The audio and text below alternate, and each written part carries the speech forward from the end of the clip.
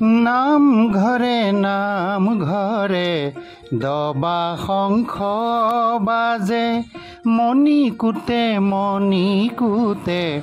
আশাৰ শলিতা জ্বলে পুৱা গধূলি ভকত বৈষ্ণৱে ভকতিৰ অৰ্ঘ যাচে গায়নে জুৰে ৰাগ বায়নে দিয়ে বাগ পূজাৰীয়েও থাপনা পাতে দুলৰিলে চাৰি সুৰত ভকতিৰে আবেগত পাঠকেও ঘোষা পদ মাতে। শাওণ গৈ ভাদ মাহ সোমোৱাৰ লগে লগে অসমৰ আকাশে বতাহে কেৱল হৰিনামৰ ধ্বনিৰে মুখৰিত হৈ থাকে। বহাগ মাহ যেনেদৰে ডেকা গাভৰুৰ ৰঙীন সপোনৰ মাহ, ঠিক তেনেদৰে ভাদ মাহ মানে জ্যেষ্ঠসকলৰ বয়সস্থসকলৰ বাবে শান্ত সমাহিত হৰিসেৱাৰ পবিত্ৰ মাহ।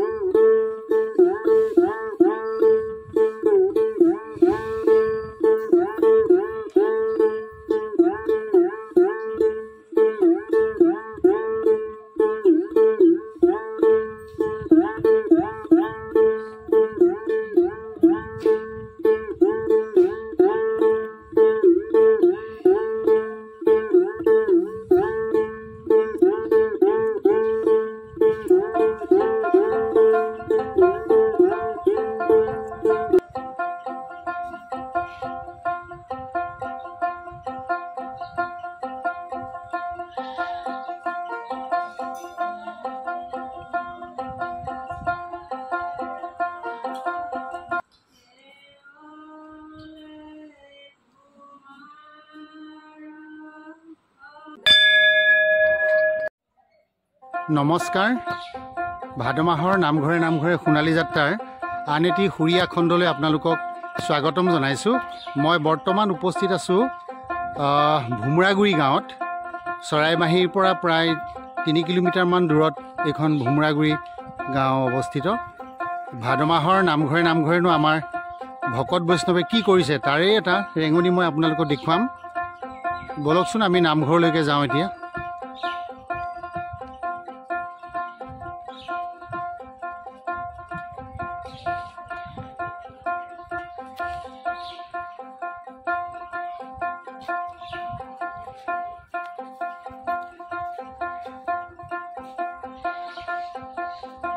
এইটোৱে হৈছে ভোমোৰাগুৰি নামঘৰ। ভোমোৰাগুৰি বৰখেলৰ নামঘৰ আৰু শংকৰী কৃষ্টি চৰ্চা কেন্দ্ৰ। ইতিমধ্যে দুগৰাকী জ্যেষ্ঠ ব্যক্তিক মই লগ পাইছোঁ। তেখেতসকলৰ পৰাই নামঘৰৰ কিছু তথ্য ল'বলৈ যত্ন কৰিম।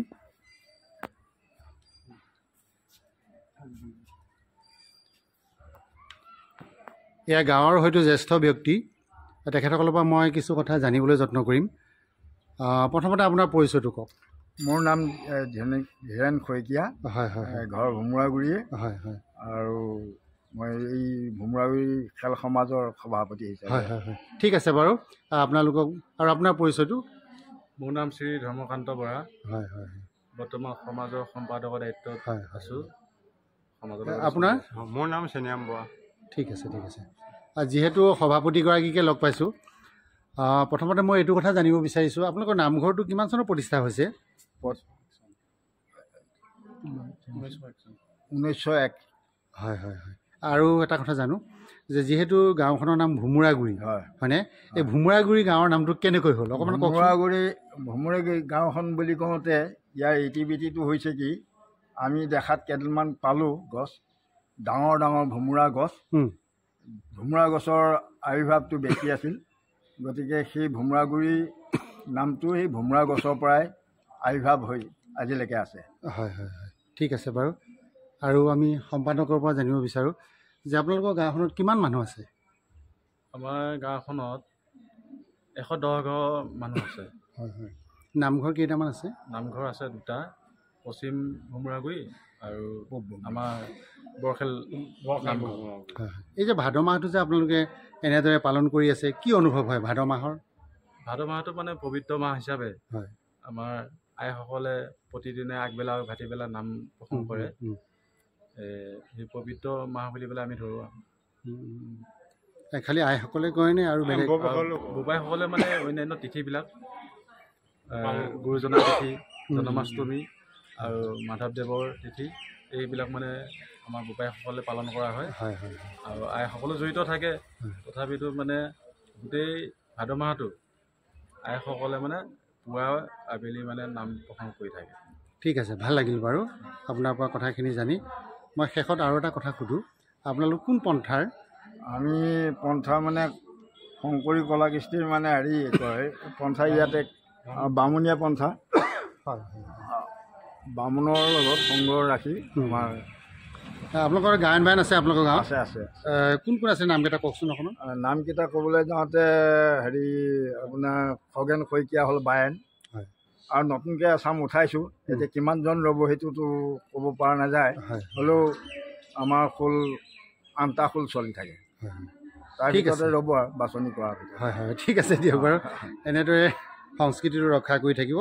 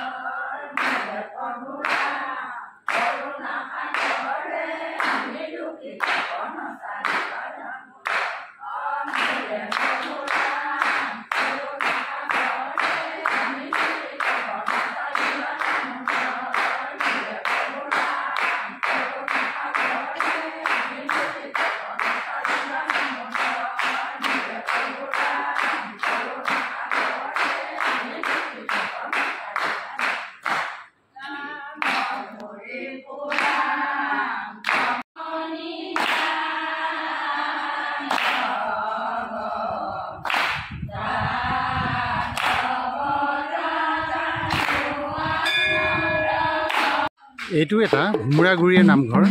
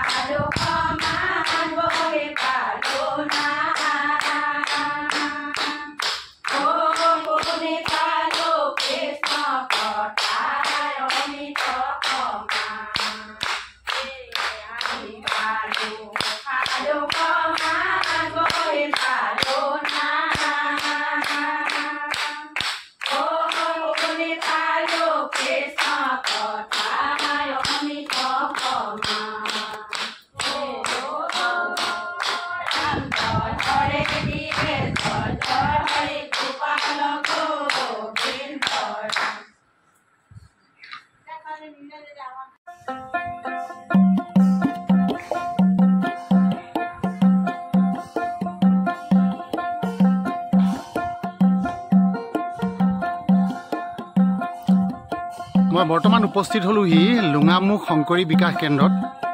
এয়া আইসকলে ভিতৰত নাম নাম ধৰি আছে বলকচোন অকণমান পৰিৱেশটো দেখুৱাওঁ এটা সুন্দৰ নামঘৰ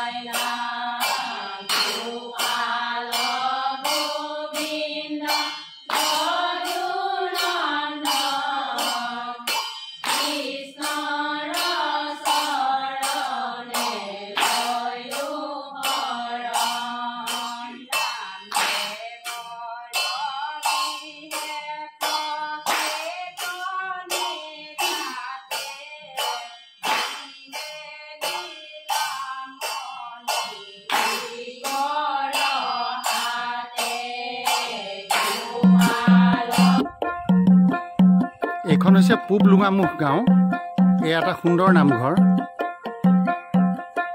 ইতিমধ্যে আয়তী নামতীসকলে বহিছে নাম গাবলৈ বলকচোন আমি নামঘৰলৈকে যাওঁ এতিয়া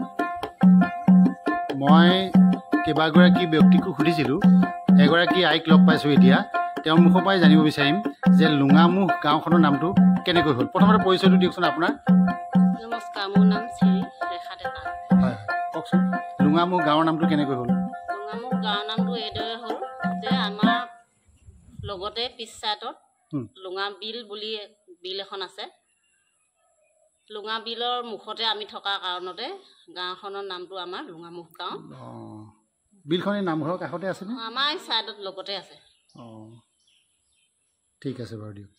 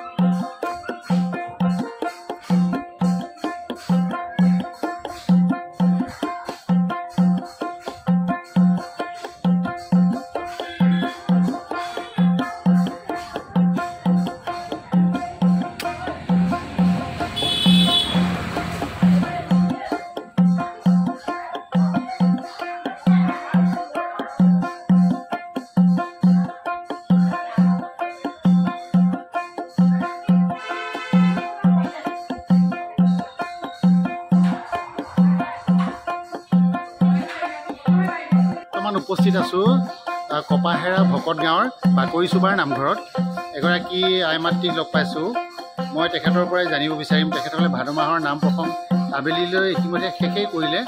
এয়া মানে জলযোগৰ ব্যৱস্থাত ব্যস্ত হৈ আছে। তথাপি মই অকণমান জানিব বিচাৰিছোঁ, আইগৰাকী কওকচোন আপোনালোকৰ গাঁওখনৰ নামটো বাকৰি গাঁও কেনেকৈ হ'ল?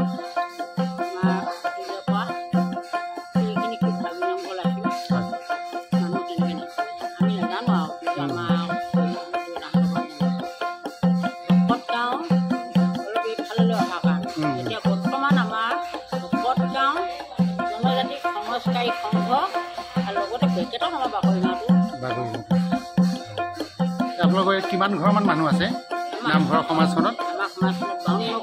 হয়, সকলোৱে আপোনালোকে মহাপুৰুষীয়া সংঘৰ। হয় হয়, ঠিক আছে।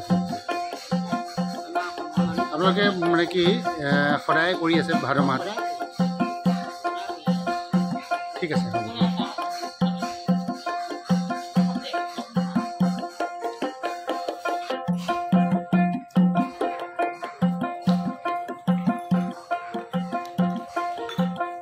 হয়, মই আইগৰাকীৰ পৰা জানিব বিচাৰিছোঁ যে ভাদ মাহটো পবিত্ৰ মাহ বুলি কয়, নামঘৰলৈ অহাৰ কাৰণ এটা কওকচোন বাৰু, কিয় আহিছে?